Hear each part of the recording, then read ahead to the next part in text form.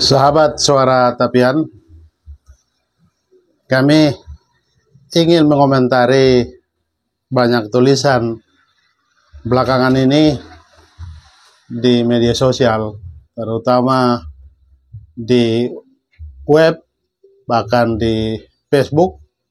Banyak tulisan yang menyebut Karo tidak Batak, Mandailing tidak Batak, Pak-Pak tidak Batak. Bahkan sudah ada Simalungun menyebut Simalungun juga bukan Batak. Tentang Batak, suku bangsa yang saat ini terbesar ketiga di Indonesia telah Sunda, Jawa. Dulu ada beberapa suku yang hampir sama besarnya, Makassar, Minang, tapi sekarang Batak justru di ranking ketiga suku terbesar di Indonesia. Tentu ratusan suku di Indonesia ini, tapi Batak juga terbagi dengan beberapa sub-etnis atau juga disebut Puak. Sebenarnya bukan akhir-akhir ini banyak tulisan atau pendapat pemikiran yang menyebut Karo bukan Batak, Simalungun bukan Batak, atau Pak-Pak bukan Batak. Sudah sejak dulu sebenarnya. Mandailing menyebut mereka bukan Batak. Ada memang beberapa faktor mengapa orang Mandailing menyebut mereka bukan Batak.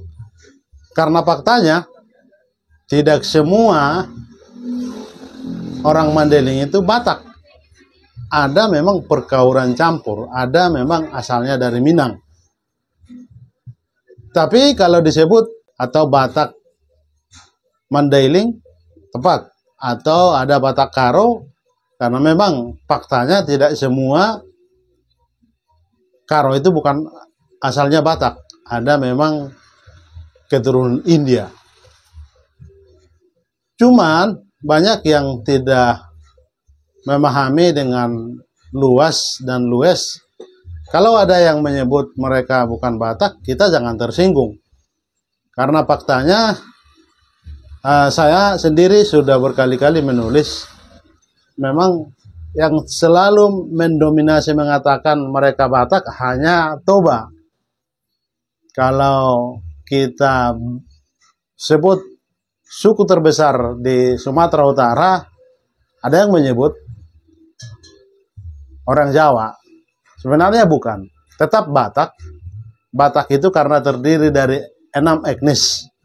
Memang suku Jawa ada 30%, tapi Batak itu ada 44%. Dari 6 etnis ini, suku yang terbesar dari Batak itu memang 22% itu adalah Toba, setengah dari Batak yang lain. Kemudian ada Nias, ada suku Minang juga, ada terutama Melayu. Tapi Batak luar biasa dalam pembahasannya. Yang selalu dominan memang Toba. Lagi-lagi saya selalu katakan, jangan selalu Toba itu merasa Batak sendiri. Karena ada Batak Karo, ada Batak Simalungun, ada Batak Pak-Pak, ada Batak Mandailing, Angkola. Jadi kalau belakangan ada yang menyebut kami bukan Batak, sesungguhnya itu hanya segelintir orang yang merasa mereka bukan Batak. Tapi fakta-fakta sejarah, referensi dan literasi yang menceritakan bahwa koneksi antara sub etnis 6 etnis Batak ini memang ada. Karo memang dengan Pak-Pak itu hampir mirip bahasanya. Toba, Angkola, Simalungun hampir mirip bahasanya. Tradisi filosofi Dalihan Nadolu di hampir sub etnis ini ada. Dalam perjalanan sejarah memang banyak pengalaman-pengalaman ya gerakan kelompok yang menamakan mereka bukan Batak, terutama di Mandailing. Di puluhan tahun lalu sudah ada gerakan menyebut mereka bukan Batak. Tapi lagi-lagi ada, memang Mandailing itu bukan Batak, tapi ada Batak Mandailing. Angkola masih tetap dengan percaya diri mereka Batak, walaupun mereka beragama Muslim.